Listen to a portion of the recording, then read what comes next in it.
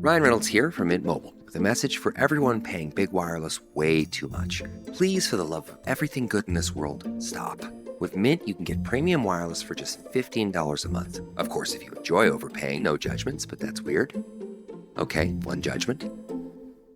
Anyway, give it a try at mintmobile.com/switch. Upfront payment of $45 for 3-month plan, equivalent to $15 per month required. Intro rate first 3 months only, then full price plan options available. Taxes and fees extra. See full terms at mintmobile.com.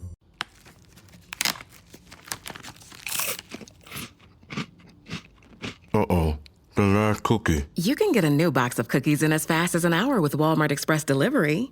Are you my guilty self-conscience? No, I'm the voice offering you promo code EXPRESS for free delivery on your first order. Hey, who ate my cookies?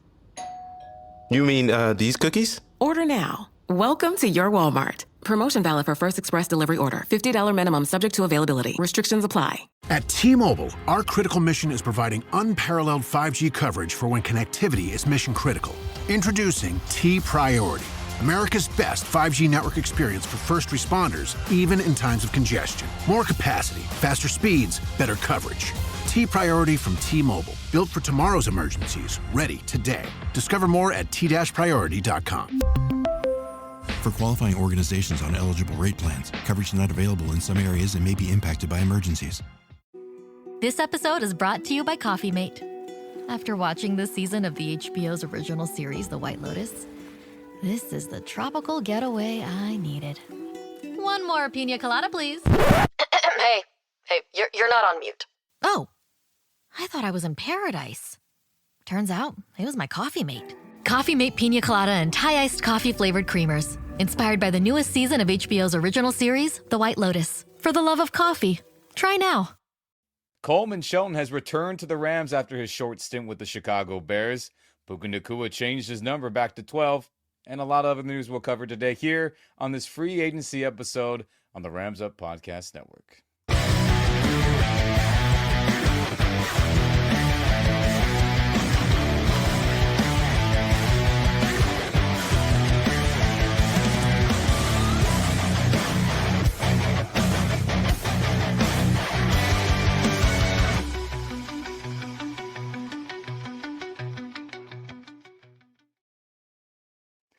Oh, baby, Rams Nation. A lot of news happening today. I'm Ian. That's Mark. Like, subscribe, share this video and podcast with all your fellow Rams and football fans. We very much appreciate it. But Mark, how you doing today, dude? Yeah, I mean, it was a pretty slow day as far as signings go, but we got some good news at the end of the day. This Rams roster is really shaping up, I think. It is, and I think the biggest thing that has officially happened, as we talked about it in previous live streams and whatnot, Coleman Shelton officially returns to the Rams, as Coleman had his short time with the Chicago Bears as their starting center, with now a fired staff, with new staff coming in led by Ben Johnson and co, as they had signed Atlanta's former center, to a 3-year deal, which means Coleman was very unlikely to return. And the details money-wise aren't official yet, Mark, Rams Nation, as it is known by Adam Schefter, a 2-year deal. But I am interested to see what the money is allocated for him and for this O-line in general, with him being added to the group again.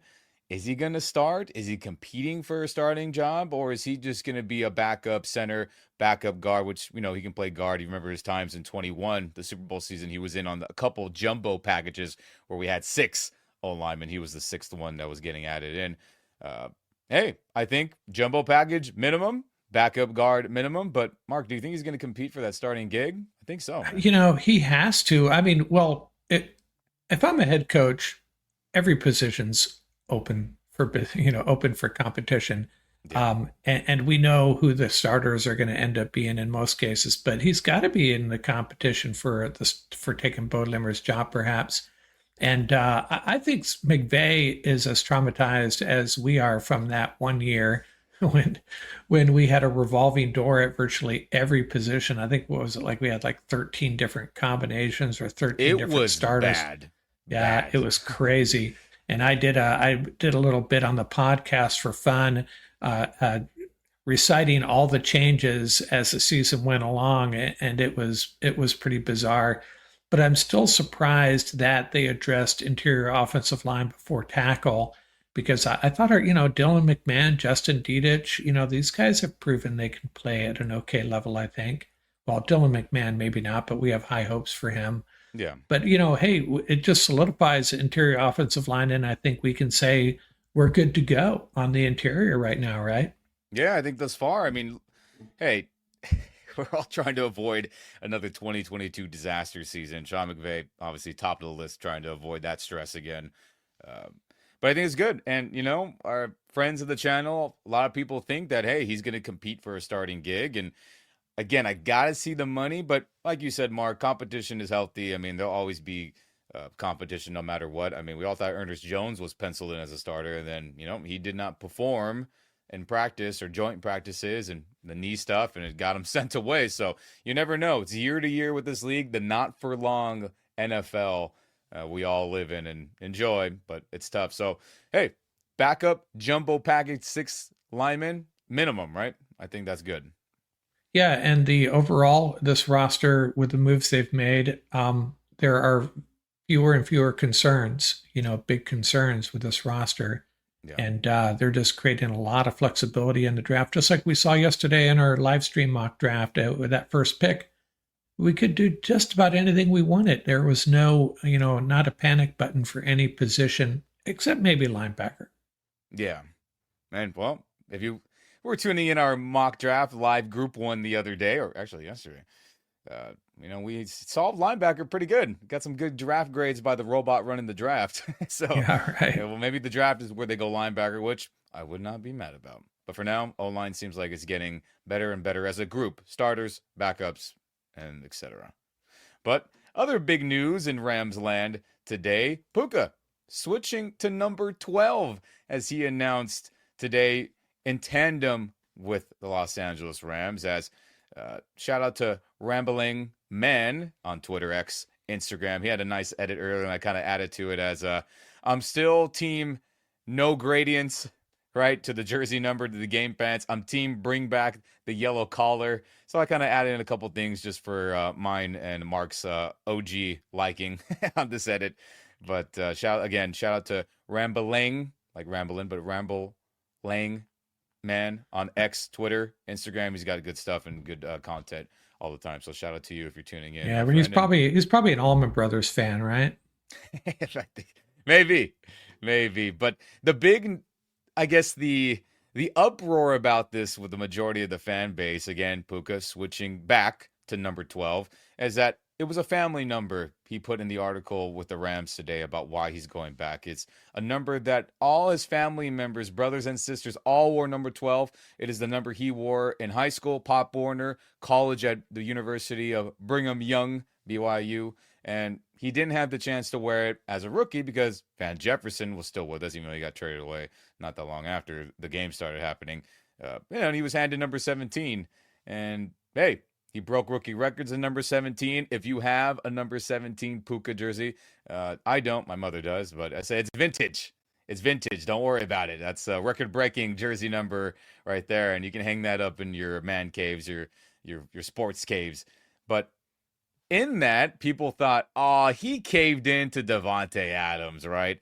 As everyone's like, he folded, as he was recently on Amon-Ra St. Brown's podcast with his brother, excuse me for forgetting his name, Detroit Lions wide receiver, Amon-Ra St. Brown, where they were kind of poking at him like, hey, are you going to be giving up that number 12 for Davante? Is it going to be $1 million? Is it going to be $2 million? And Puka was like, I don't know. I don't think that's enough. And obviously maybe a deal was worked out. And again, though, Rams Nation, Puka had been vocal. Again, I don't know exactly which podcast, which specific interviews it was, but he had mentioned he would like to go back to number 12 at least last offseason. I've put it on everything.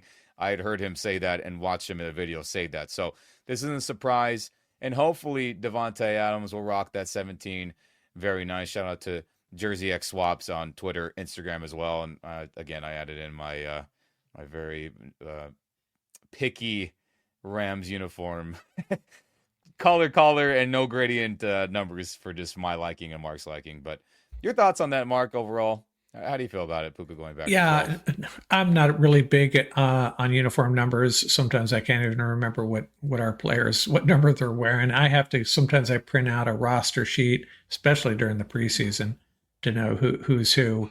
But I'm wondering if Puka shared that sentiment with Devontae, or he played coy and said, "Oh, nah, I want to keep this number. You're going to have to pay up." And then as soon as he got it, say, I love this number. I wanted to go back to it. It's a family number. Kind of funny. But yeah, I had I think it was a Chris Long 72, and then he switched to 91 or 90 something. And 91, right? Yeah. Yeah, it didn't bother me much. Didn't really care. And I get it. Jerseys are expensive, Rams Nation. They're not cheap, especially the ones from Nike on Fanatics and their tandem. But, hey, shout out to Throwback Joe for anyone who has ever purchased a jersey through him and his website. He does custom Rams jerseys only, and they're very good quality. They're that kind of throwback-esque mesh kind of material mixed in with new material. Check that out. You can always check on eBay for the companies that do unofficial jerseys. There's no NFL logo to them, but they're very, very nice quality. Those are where I get a lot of mine as well, outside of a couple that I have that are Nike based. So again, don't worry. You can find alternatives that are much cheaper for not $180 from Nike or Fanatics. Just again, Throwback Joe, eBay, OfferUp. There's guys that have good ones that are half that price or less than $100, and they're stitched, good quality. So fear not for all you 17 Puka Nacua jersey owners. And again, Davante Adams. At least he's rocking 17. That'll be fun. And what else is fun? I think shout out to Dan Orlowski. Now we're on the topic of them too. Adams and Nacua is one of the 5 best wide receiver duos in the NFL. And yes, they both will not be wearing 17, but 12 and 17 and 9. I think that's a good group of 3 plus Tutu plus Higbee plus Kyron and Blake getting in there. That's a good group. But yeah, that's top 5, Mark, right? Yeah, I went through my list actually when I found this quote, trying to identify who the other 4 might be. And you're probably going to go with Jamar Chase and T. Higgins, A.J. Brown and Devontae Smith, Justin Jefferson, heavily weighted towards Justin, and Jordan Addison, Tyreek Hill, and Jalen Waddle. That's about it. That's about it, right? It is. And, I guess former Seahawks member Metcalf and Pickens. But, 2 of the biggest crash outs in the NFL. Quinn Lake, our Rams captain, had to say. And, he's not wrong. He's faced Metcalf plenty of times throughout the years. And, hey, another player we don't have to worry about scoring touchdowns on us. 2 number 14s, ironically, they're going to have to figure that out. And real quick, Rams Nation, on the topic of jerseys, one final thought on all that with Devontae and Nacua. So, if you did not know, you can't just switch a jersey number at will. You either have to do it one of 2 ways. You either let the league know 1 full year in advance, or if you are going to do it this upcoming season, you have to pay a big, big check to all the unsold inventory of your jersey number, the old jersey number, to Nike. So people don't realize that. So one of 2 things happened with Puka. Either this has been planned since last year, he was going to switch and save a lot of money. I mean, we're talking hundreds of thousands of jerseys, people, right? He's a popular player. Like, he's got at least that much probably in stock at all the different Nike, production sites. Or the deal was Devontae was going to pay for all the jerseys and he could get that switch. So I think it's just one of those 2 things happened. Nacua had a year in advance to avoid the fees of paying for all the old jerseys, or Devontae was cool and said, I'll buy them all out, and then that'll be my paycheck to you to be able to switch to 12 with not worrying about it. Because again, Puka's only making $2 million over 4 years. Yeah. Devontae's gotten filthy cash throughout his whole entire tenure, and he's getting obviously a good chunk of change from us. So he's got an extra $2 million to probably, or more, to throw at Nike to pay for all the old 17 Puka Nacua jerseys. So that's your quick history on how that's got to go. It's time for basketball, and Uber Eats is dropping deals on game day favorites to keep you locked in on the action. Like when you're craving a buzzer beater, but also buffalo wings. Or when an upset makes you want to ugly cry into a pizza. And right now, Uber Eats has game day deals from McDonald's, Popeyes, Pizza Hut, Wendy's, and hundreds more local favorites. So you can keep your eyes on the ball and your hands on a hamburger. Order now, only on Uber Eats. Product availability varies by region. See app for details. Does it ever feel like you're a marketing professional just speaking into the void?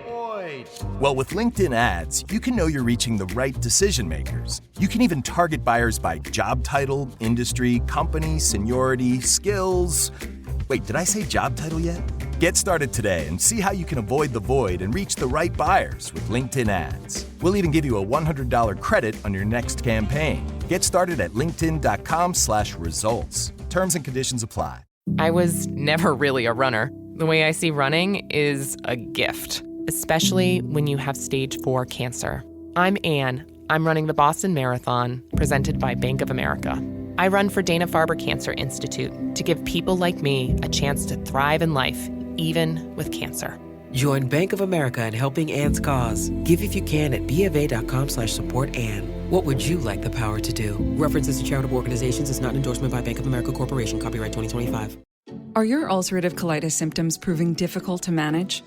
Tremfya guselkumab can help you manage the cycle of UC symptoms. At 1 year, many patients taking Tremfya achieved clinical remission, and some patients also achieved endoscopic remission. Individual results may vary. Tremfya is a prescription medicine used to treat adults with moderately to severely active ulcerative colitis. Serious allergic reactions and increased risk of infections may occur. Before treatment, your doctor should check you for infections and TB. Tell your doctor if you have an infection, flu-like symptoms, or if you need a vaccine. Ask your doctor if Tremfya can help you manage the cycle of UC symptoms. Call 1-800-526-7736 to learn more, or visit tremfyaradio.com. Yeah, his saving grace might be that you'd think this time of year their inventory might be a little low, but yeah. But they're cranking year round, and the upcoming season they're getting ready. So again, Puka 12, Devontae 17. That should be fun to watch, and it'll take me a game or two to get used to that. When I'm at SoFi Stadium, looking in like, oh, there's 17. Oh, but he's got the long locks. Never mind. That's once upon a time Bobby Trees, once upon a time Puka Nacua. But all good though. Let's win the Super Bowl. Who cares?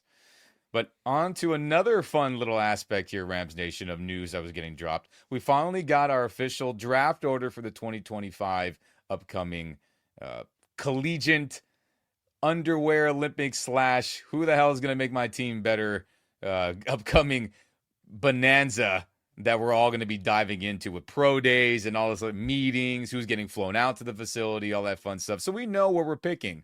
Exactly. And shout out to Cameron De Silva on the Rams Wire for getting the complete draft over correct, including the Jonah Jackson trade there at the bottom of round 6, where, the Rams media team had put out their draft order, but it did not include the trade with the Bears for Jonah Jackson. As I get it, that trade is not official until tomorrow when the new league year officially starts.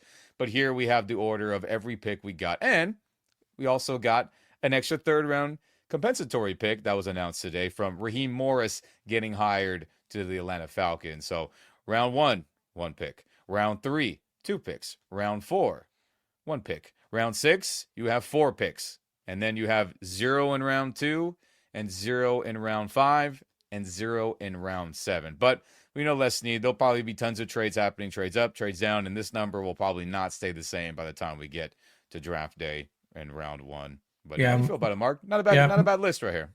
No, yeah, most of the mocks, the simulators had originally had that as the number 100 pick, so it's bumped down 1, probably due to some other comp picks. And that Rams releasing that the list without that extra pick, just kind of silly in my opinion. And even Tankathon had it wrong. I knew all these lists I was seeing was wrong, and then I went to Cameron's page, and as usual, he had it right. So there you go. Yeah, shout out to everybody catching these things, getting, hey, I think we're missing something, and shout out to him and everybody at Rams Wire who does a freaking good job with. Yeah, and by the way, the reason we don't have a seventh round pick, it was one of those ludicrous deals where we we gave them the 7th round pick, and they took Van Jefferson off our hands as well. So that's why we don't have a 7th round pick. There may have been another pick involved in that swap as well.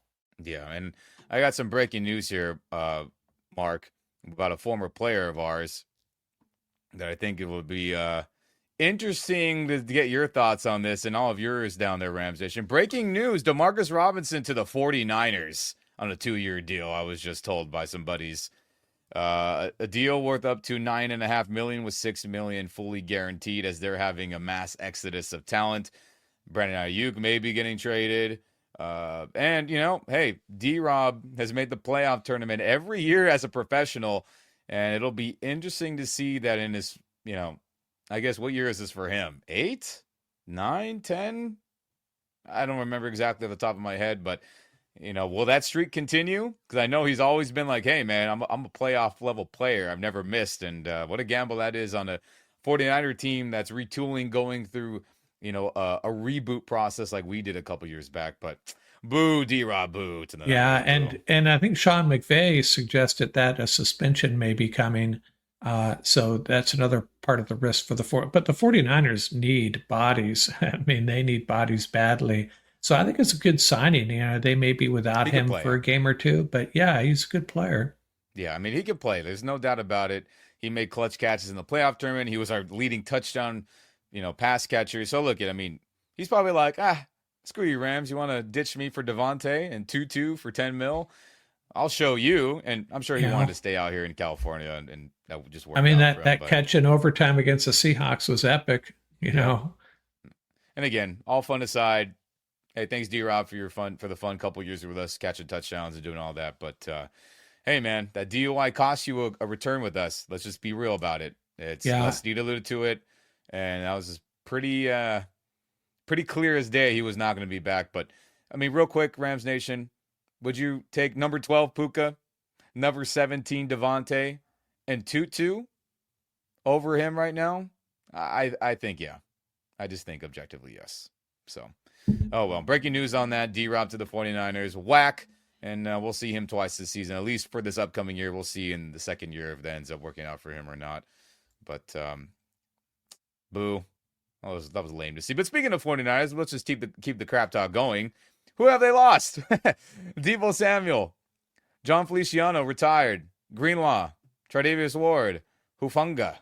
Old friend Super Bowl champion Leonard Floyd. Javon Hargrave, who they gave a fat contract to, that didn't work out. Malik Collins, Juszczyk, their Pro Bowl All-Pro fullback. Aaron Banks, and others that I'm sure that we're also missing on right now that have signed elsewhere. So hey, D-Rob and others, it's going to be a retooling, and we'll see how that goes. But it's always fun to talk a little crap about that. Yeah, and I think is Demarcus Robinson their first signing? He might be. I was looking for 49er transactions, and I couldn't find anything other than the losses.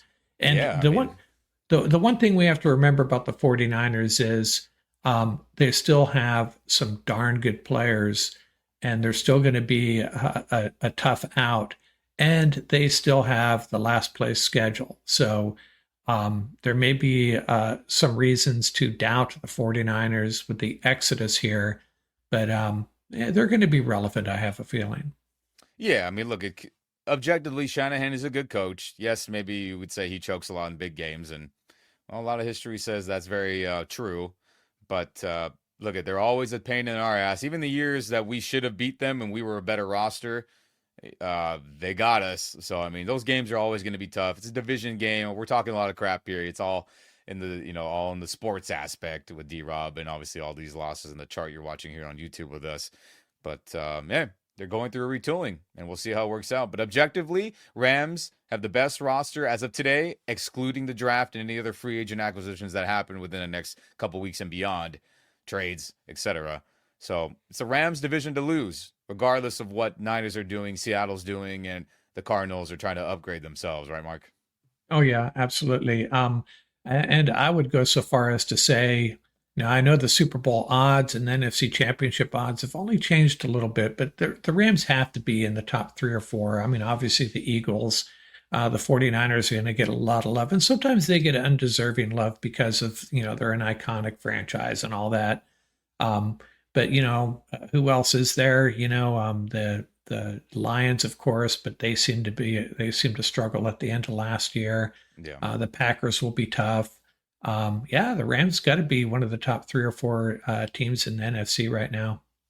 100%. I mean, let's go win that damn Super Bowl, man. You Yeah. don't make all these big signings, and you don't bring Matthew Stafford and convince him to not take more money. You don't convince Devontae to probably take a little less money. You don't convince Tutu to not go get, potentially more playing time elsewhere. You convince all those guys to say, hey, you're part of the future, the immediate future to win a championship. You don't move on from a Cooper Kupp and sign those guys. You don't sign Poona Ford to a solid, good, starting level money. You don't do these things unless you're trying to win a championship. And I get it. There's a minimum of money you got to spend, but time to go, no matter what the rest of the NFC West is doing. Win it, get in the tournament, and obviously see what happens, but gun for that damn Super Bowl, and I'm on board with that for sure. And no 1-4 and 3-6 starts, please. Oh, God. And, a lot of that's injury luck and people not doing dumbass things in the offseason, right?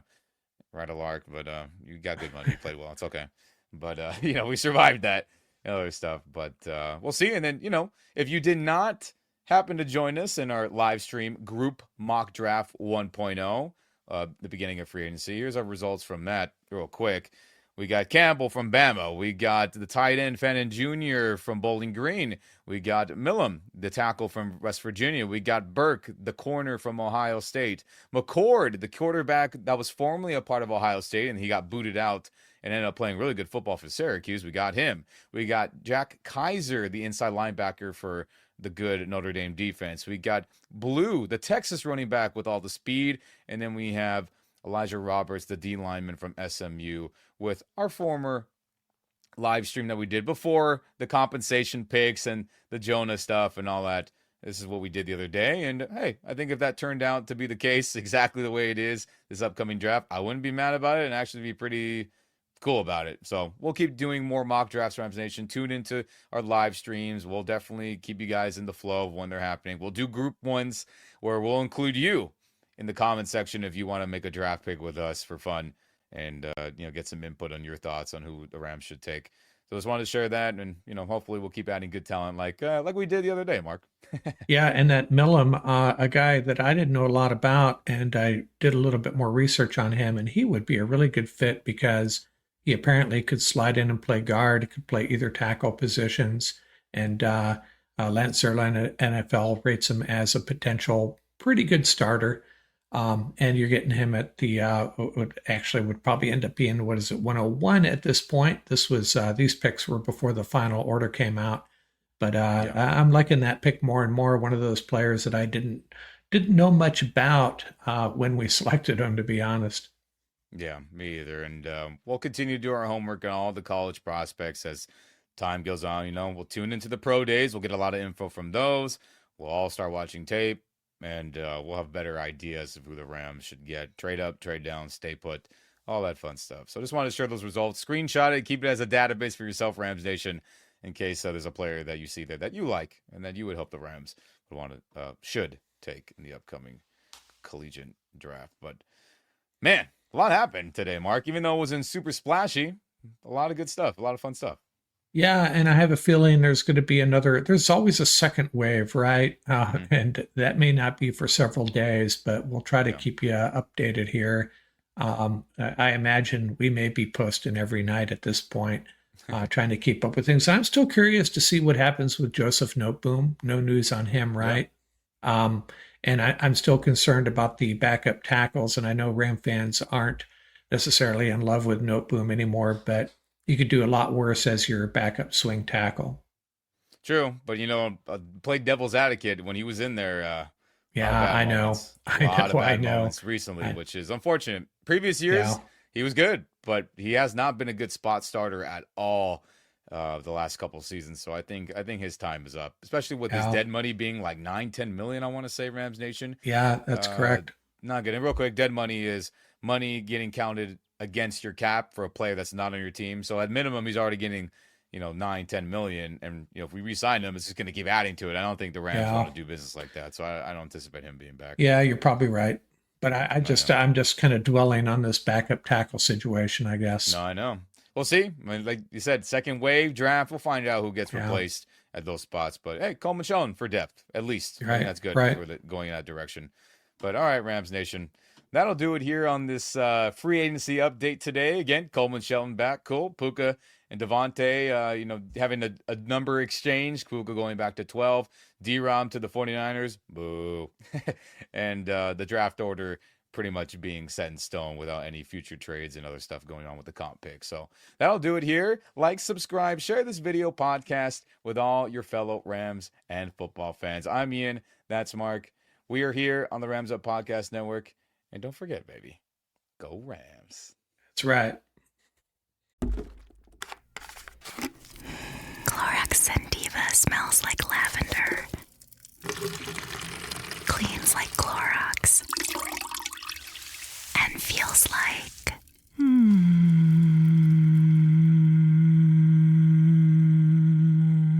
All right, that could go on for a while. Experience the long-lasting freshness of Clorox Sentiva, now available in Clorox Sentiva Lavender Scented Bleach.